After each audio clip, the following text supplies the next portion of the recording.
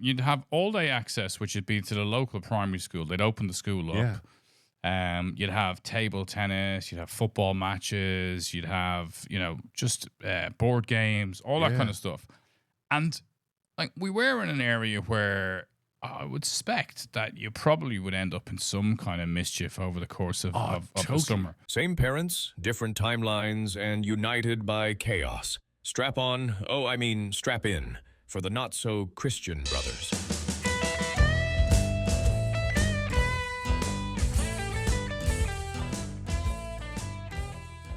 It's fantastic weather at the moment, right? Isn't it crazy? We're both in our shorts again. Both in our shorts again. Apologies. Apologies for your shorts or the legs that protrude from the end of the shorts. Apologies for the legs. I mean, apparently it's, as Terry's told us before, it can be a bit questionable to have one's legs out on a podcast. Oh yeah, we heard that story. Yeah. But I was thinking about, driving here today, and you just have that noise of kids out playing. It's summertime, and I was coming down to the studio, and I was thinking, it just reminds me of being a kid. Oh yeah, those young years where I think we all kind of have great memories of childhood and holidays, and I thought, I know obviously you hated me after I was born, so I can only but imagine that probably your happy memories predate my arrival. But I just wondered. I had 12 great happy years of holidays. Yeah, we used to go around. We used to go around. No, it's true, Terry. I don't know why you're laughing. Is that a nervous laugh? No, it's because it's such an honest laugh. We used to go around. So Dad would pack us all into the car. And that's when we could fit all the kids in the car, and then another kid came along, and we had to get a trailer for him. But and we'd go to a different part of Ireland each year. And I do remember Clonakilty. I do remember being very young and going to Tralee, and I was so young that I slept in a drawer. So it wasn't Airbnb in those days. It was not Airbnb. It was called breaking and entering. So we were in this apartment in Tralee. And I vaguely remember, I think it was about 3. Anne McCabe was there, Mum's sister. And there was no room for me. There was no bed. So they actually took a drawer out of a big old drawing thing. What do they call them? Chest of drawers. Yeah. I'm sure there was listeners going, can we tell them? Go to IKEA. Do you have any of those drawery things? That's what happens when you're a celebrity radio star. You only have a walk-in wardrobe. You don't have drawers. Yeah. He doesn't understand drawery things. So they had a chest drawer. They took a big, huge drawer out. You know those double chest drawers? And put blankets in. And I slept in that. And that was my holiday. Nice. Yeah. So you didn't leave the drawer for the entire time? Oh, no, I did. The drawer's on wheels. They dragged it behind me. But that was a great holiday. And then Clonakilty was another one in Barley Cove. We went up north, which was brilliant. We went up north just as the Troubles started. So it was I think we went up north just to see the Troubles. It was 1967, and I remember Troubles for our international audience are when the British exercised their right to kick the shit out of Catholics to beat us up and steal our 6 counties. Yeah. Well, no. Hang on a second. We didn't go up on holidays in 1922. Well, I know, but there's a question over how old you really are. The 6 counties were gone at that stage. Just the Catholics stood up for their civil rights and all the civil rights marches, and then the British came in and decided, as they did in all their colonisation, to knock heads around, and that would put everyone back to bed. Anyway, it didn't. But it's been felt to be prosecuted ever since as well. But that's another podcast. But we were up north when that all started, and I think we had to leave the north early in an old Ford Cortina. And the thing I remember most was stopping in the sweet shops and getting sweets that you couldn't get down south.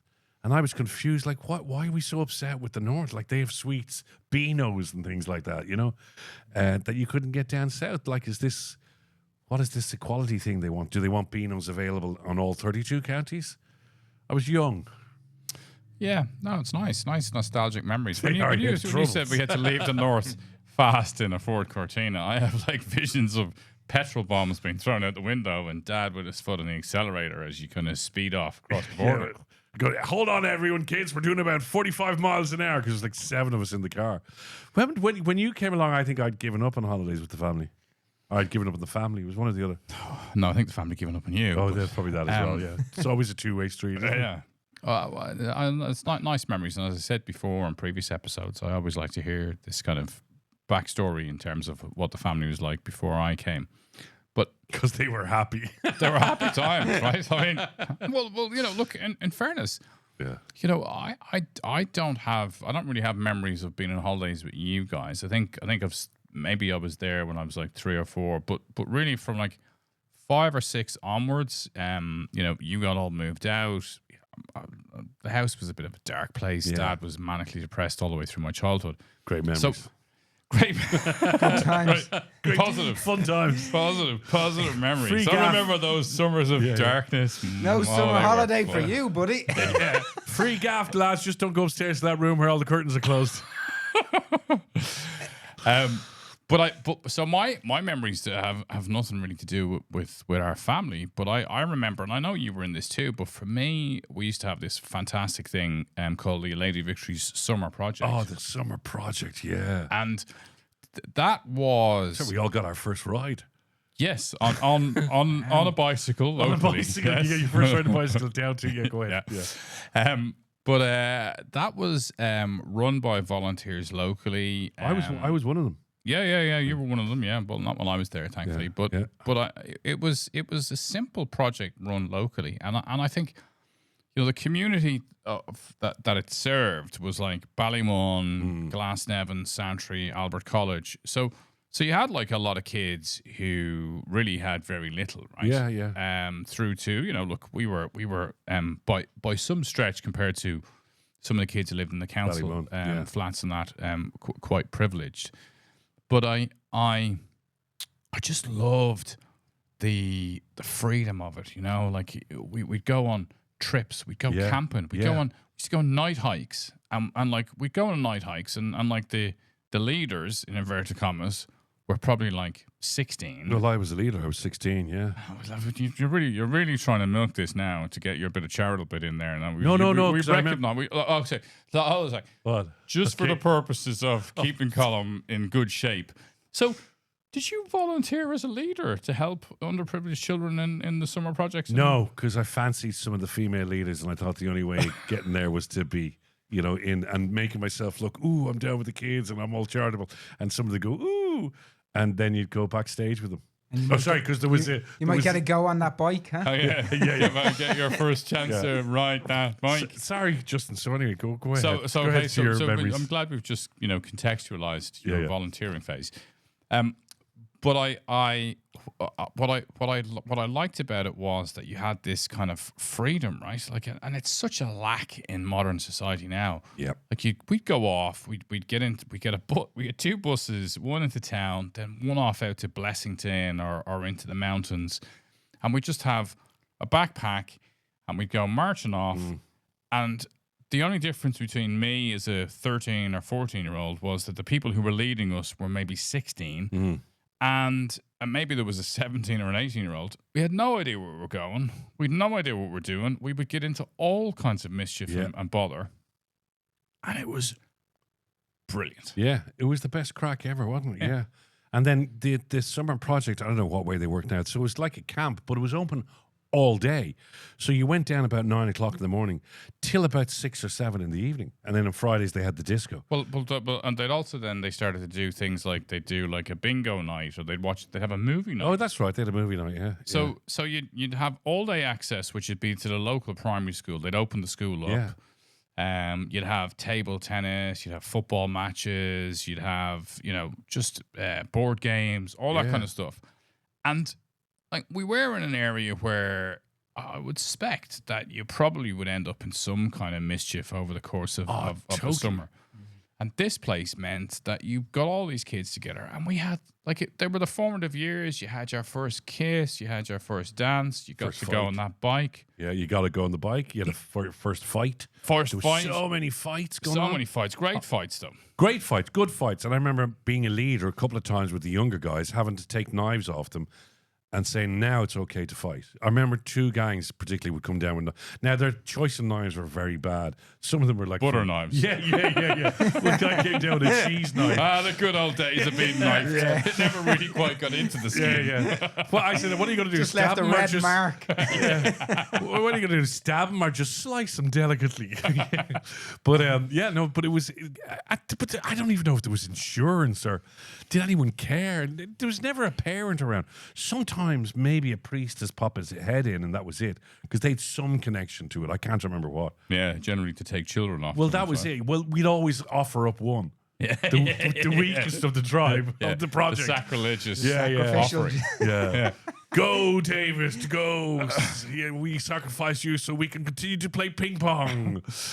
But I remember really magical moments where you'd get your ID card. Okay. Right? Do you remember you get your card and then that was like, and you had these cards that because you could be a junior. I don't know if you were in it when you were younger, but I was in it from, I think you could get in from maybe 6 or 7. Oh. And then when you were like 11 or 12, then you became a senior. Oh, yeah. And you were allowed in different rooms. A junior disco and a senior disco. Yeah. And, oh, man, it was just like, to me, that was freedom, a lack of accountability, and just free will, and it was fun. It was like a 1980s nostalgic movie about the summertime. And the thing is, right? There's no way. I don't think in the way it was then that could exist now, because there was no accountability. I don't think there was insurance. I can't remember anything. I can't remember signing anything. I can't remember being Garda vetted, even though I was a leader. And kids just arrived, their mas didn't drop them down or pack them lunch or have a little phone because there was no phones. That was it. Yeah. Yeah, you just walked. You walked down there. You hung out. God. You went home at some point. I think the nostalgia of that is great, and it's kind of like so that brings me to summertime, and then World Cup. Summertime. It's like it also brings me back to like probably my first big memory of a World Cup was Spain '82. Was it '82? Yeah, that was like the one where I can think, okay, I can remember those games. Yeah. Northern Ireland were playing. Frank Stapleton was playing. For Northern Ireland. That were Armstrong. Frank Stapleton wasn't playing for Northern Ireland. He was. No, he played for Ireland, the Republic. You were thinking of Jerry Armstrong, and he scored against the Spanish. Yes, and he scored against the Spanish. He lived on that for the rest of his career.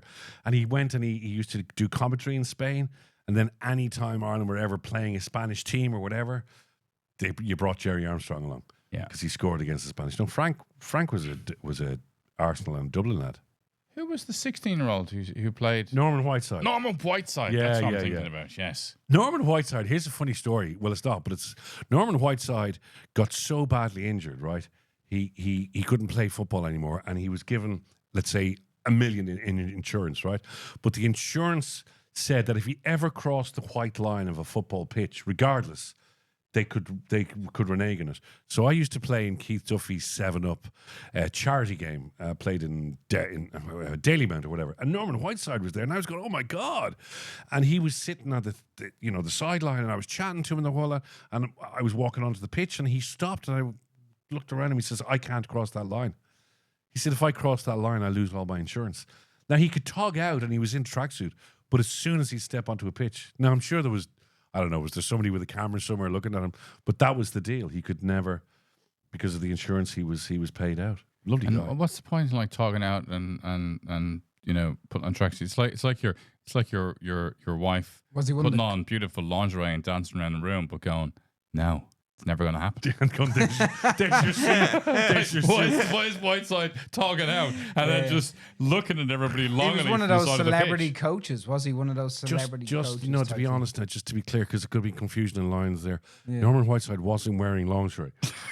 I just wanted, sometimes the lines get blurred. Yeah. And secondly, he was able to run around the pitch in his lingerie, and we all chased him. Ooh, it's just like Benny the summer Hill music. It's just like the summer project. No, so he was allowed to sort of run around or throw the ball back on or stuff like that, but he couldn't cross the white line and stand on a pitch, which was. It's a strange album. It was a strange. He was a strange old one. Yeah. Him in his lingerie. Yeah, that was the summer. But you went on holidays with, because then when I moved out, there was some holidays you went over to La Coruña and you went to the Isle of Man or something, didn't you? With mum and dad. Not the Isle of Man. Yeah, like we went to La Tremor, Coruña where where Tremor. went to La Coruña where our brother was. Yeah. But like it was desperately boring. Like generally, I'd end up having to go on holidays with. Well, it was. I had to go on holiday with them and whoever their friends were, right? Oh yeah. And they'd be going off to look at cathedrals and like they were old in modern terms, right? You know, they were old. I mean, look at my father when he was my age, and he Felt big old. Aaron cardigan. They were very old in their ways. Yeah. So there was no crack. Like there was never any other kids. There was never anything to do. So See, I never thought of asking you on another holiday because I thought you loved cathedrals. Now the disturbing thing is I go do. into the and Luke is going, oh, my dad's so old. Yeah. I'm the same. I always go into a cathedral now. Yeah, Can't pass one by. I found some beautiful cathedrals in Malta recently. So yeah, I look, but look, anyway, rather than dwell on that, World Cup though, right? I mean, because you're talking about the World Cup, Jared, just to say, my first memory of a World Cup was the first World Cup over here in terrestrial TV. 1962? No, that's ridiculous. I was born then. That was in colour. It was the 1970 World Cup, and that was the Brazil team with Rivellino, Pele, and all Jairzinho. Socrates. No, I think Socrates was later in the 80s. Was he? Yeah, I think so. Yeah, you would have seen Socrates. But I remember it was in colour, but it was in Mexico, wasn't it, in 70? Yeah. It was in colour, but it was very shaky colour. And just to see the Brazil lads in the colours they had, because it was the first time we saw, I know the 66 World Cup, some of it was in colour, but not over here in Ireland. Yeah. And it was just, it was amazing to watch. And the games were on sort of 8, 9 o'clock at night, because there wasn't as big a time difference then between Ireland and Mexico. Really? We're a bit closer. I just waited for everything to pause there. Yeah, like the distance have got greater as the ages have gone on. Global warming. Yeah, global warming and global positioning, Feels like we live in Mexico now.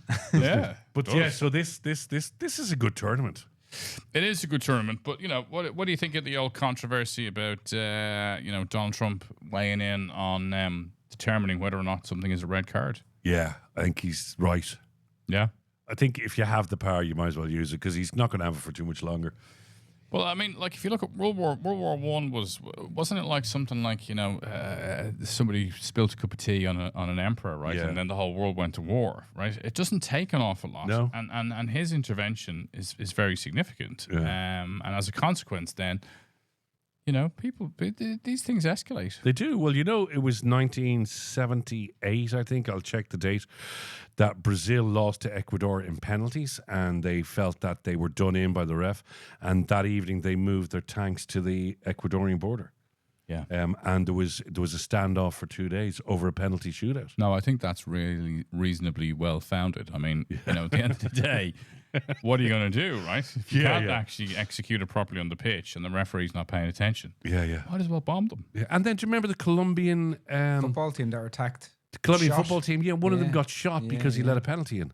Wow, in fairness, again, I don't think we're talking about unrealistic expectations, right? But it You does set the bar that high, the keeper's going to be focused. Yeah. But I think what it did show was that FIFA is just the most corrupt organization in the entire world, and Trump knows that. He's the most corrupt US president ever, probably more than Nixon, and he just doesn't care. So he just picks up the phone. Just to be clear, Yes. you are saying that, but I couldn't really possibly comment. Okay, because when are you going to the States? Oh, well, anytime maybe in the future. Yeah. So But I mean, we saw the corruption in FIFA when they decided to hold the World Cup originally during the summer in Qatar. And there was 3 people in Qatar who knew how to play football. And then they said, oh, we'll move it. Oh, great, to another country? No, just to the winter. And wreck everyone's football schedules across the world. Because for some reason we need to promote soccer in Qatar. Yeah, okay. A valid point, but I think, in terms of your future planning on holiday, I think you're now restricted to Europe. In Qatar now, are you? Yeah. Okay. You can't go east and you can't really go west. Yeah. Down south to Cork. Yeah, they're back down to Tremor. Down to Tremor. I don't, well, that's Waterford technically, but yeah, I don't mind. But no, it really does. And you know, they got a can of whoop ass. Obviously, it was the other night, but whenever you're watching this, but Belgium whooped their ass, and Belgium aren't playing well at the moment. And what was terrible was that poor guy who got the red card, who then said he wasn't going to play because he thought it was unfair that Trump did it. Then he put himself on the substitute bench. Then he came on and he had the worst game of his life. Like, so much pressure. The pressure on him is just extraordinary, right? And I think, in fairness, you know, look, any professional athlete, like, imagine if the Americans had won, if the USA had beaten Belgium. I don't think those guys would have been all that happy about going through to the next round, because you're going to think, this is a bit tarnished. Yeah, totally. You know? Yeah. It's like, you know, it's like if you ever watch Cool Runnings, you know, it's the Germans, right? You know, the unscrupulous Germans. Like, you're the baddie in the competition from that point on. Yeah. So I only saw the highlights of the game. I didn't see the whole game because I'm quite late. But reading about it then and stuff coming up, a lot of people said that USA just didn't have the heart or the soul in the game. Like, they just didn't play the way they did previously, and they felt that Trump had put this so much pressure on them, that they're nice guys, but the world hated them now and wanted them to fail. And I suppose when there's enough pressure on you wanting to fail, then you probably will. Well, when you play football as a career for so long as what these boys have played from when they were kids, they know the rules. They know what a red card means. Exactly. So for one of their teammates to come back onto the pitch and to be playing, if it happened to them or against them, they wouldn't like that. So they're not going to. The sportsmanship inside them is going to change their whole mentality of how they played, and it showed on the pitch. They just did not want to be there. And then we find out today that his heritage is actually something Trump has been against for so long. he's a birther. Well, explain a birther. So a birther is somebody. So the bill that Trump is trying to execute right now through Congress is to inhibit the ability of anybody to claim U.S. nationalization through birth. So this particular case, the young lad's mother was Nigerian and in America stuck on holiday and gave birth. Yeah. So I know a lot of people. One of my business partner, his 5 kids all have American passports because of they were born in the States. Yeah. But then they go and live somewhere else, right? Yeah. He went and lived then in London. Yeah. He lived in London player, and played football there. So, you know, and again, you know, the US team relies on a lot of players who are of non, you know, direct origin who were overseas. But I think the challenge in terms of you know, the approach, the behavior, and what they're trying to do, it just smacks of, you know, looking for a more white nationalistic influx of people. And yeah, I mean, I think Trump probably made the argument, and then somebody later on probably said to him, "Hey, look at this fella. He's kind of black, and is that really what you want to do?" And he's a birther. But then he gets the red card rescinded, because it's just everything about Trump. There's just the irony of it is just ridiculous. You know, like he does. Look, I don't know what to say. He does. I know you don't agree because you want to go to Disneyland, but but I would say I don't actually believe that Trump really even cared about that thing, right? I think Trump's whole focus is say other stuff so that I stay out of the news for what's relevant, right? You know, there's still missiles hitting ships in the Strait of Hormuz. Yeah. The Iranians are running a massive service and week of mourning for the former Ayatollah. Oh yeah, the Khomeini. So Trump doesn't want anybody seeing that, because he's saying, I've defeated them, they're all gone, they're finished, I wiped out their navy, He doesn't want to know about the missiles hitting the Strait of Hormuz. So I don't think he actually really cares about the US team. I don't think he even cares about the red card. I think he knows how to become newsworthy and distract. It's just bait and swap. And the fact that he realizes he has the power to pick up the phone to ring Infantino is just in his head, lodged in his head. I can ring anybody and get anything done. And Infantino, it sounds like a Latin word, and I'm hoping if you looked it up, like, it just means dickhead. You know, or like infan, it sounds like without something. You know, I think like it's young without one. morals, without anything. Like it's the guy is a clown. Dickhead. He is a clown. Yeah. Well, let's see if this. I'll Google meaning. So what's this thing he's doing? The Trump accounts or something like that for all children in America or something. It's very simple. When you're getting close to an election, the best way to curry favor from the electorate is to give them money, and that's what they're doing. So he did. So during COVID, when Trump came back into power, the Trump check was a critical component to win favor. The Trump account has got no other reason other than the midterm elections are coming up and they're desperate to try and hold on to some semblance of power in terms of the upper and lower houses in the US parliament system, electoral system in essence. So this is just an opportunistic way to get favors, and they will get it, right? You know, like people still believe that he's doing good things for them. It's bribery, basically. Infantino, I just checked on Google there. You said it mean dickhead. Well, Infantino means little. Yeah. Okay. So it's little dickhead. Yeah, little dickhead. Okay. It means youthful one. Is primarily a surname of Italian and Sicilian origin. Oh, man, if he was Sicilian, that Hey, would make an that awful lot of explains sense, a lot. wouldn't it? So he just rang the mafia, really? Then Well, that's it, basically, yeah.